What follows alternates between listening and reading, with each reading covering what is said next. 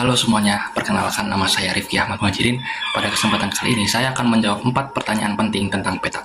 Langsung saja kita ke pertanyaan yang pertama. Pertanyaan pertama adalah jelaskan unsur-unsur peta beserta fungsinya dalam membaca peta. Oke, jawabannya adalah yang pertama ada judul peta yang berfungsi untuk mengetahui isi atau tema peta. Yang kedua ada skala peta yang berfungsi untuk menunjukkan perbandingan jarak di peta dengan jarak sebenarnya di lapangan. Yang ketiga ada legenda yang berfungsi menjelaskan arti simbol-simbol yang ada di dalam peta. Kemudian yang keempat ada arah mata angin yang berfungsi untuk menunjukkan orientasi arah utara, selatan, barat, dan timur. Kemudian yang kelima ada simbol peta yang berfungsi untuk digunakan mewakili objek-objek yang ada di dunia nyata. Kemudian yang keenam ada garis tepi dan koordinat yang membantu menentukan posisi suatu tempat secara akurat. Kemudian yang terakhir yang ketujuh ada sumber dan tahun pembuatan yang berfungsi untuk mengetahui keaslian dan keaktualan data pada peta.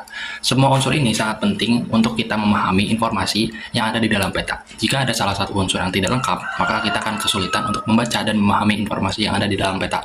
Next, kita ke pertanyaan yang kedua. Pertanyaan yang kedua adalah, jika Anda membuat peta dan peta lahan perumahan seluas 1000 meter persegi, maka skala apa yang akan Anda gunakan, skala besar atau skala kecil? Nah, jawabannya adalah skala yang akan saya gunakan adalah skala besar.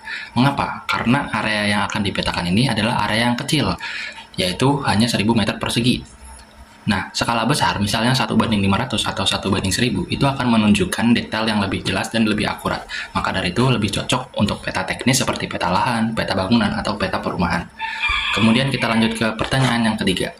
Peta apa saja yang diperlukan untuk menentukan lokasi pendirian sekolah? Nah, jawabannya adalah kita membutuhkan 4 jenis peta. Yang pertama adalah peta topografi. Peta topografi ini berfungsi untuk melihat bentuk permukaan tanah dan ketinggian wilayah. Kemudian yang kedua ada peta tata guna lahan. Peta tata guna lahan ini berfungsi untuk mengetahui apakah lahan tersebut ini cocok untuk bangunan sekolah.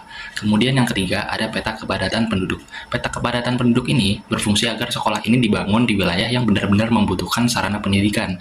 Kemudian yang keempat, peta jaringan transportasi. Peta jaringan transportasi ini berfungsi untuk mengetahui, untuk melihat bagaimana akses jalan dan kemudahan mobilitas siswa yang nantinya akan sekolah di sekolah tersebut. Oke, next. Kita akan ke pertanyaan terakhir, pertanyaan keempat. Pertanyaan keempat adalah, ketika membuat peta wilayah kutub, maka proyeksi apa yang akan digunakan dan mengapa? Jawabannya adalah kita akan menggunakan proyeksi azimutal atau proyeksi kutub.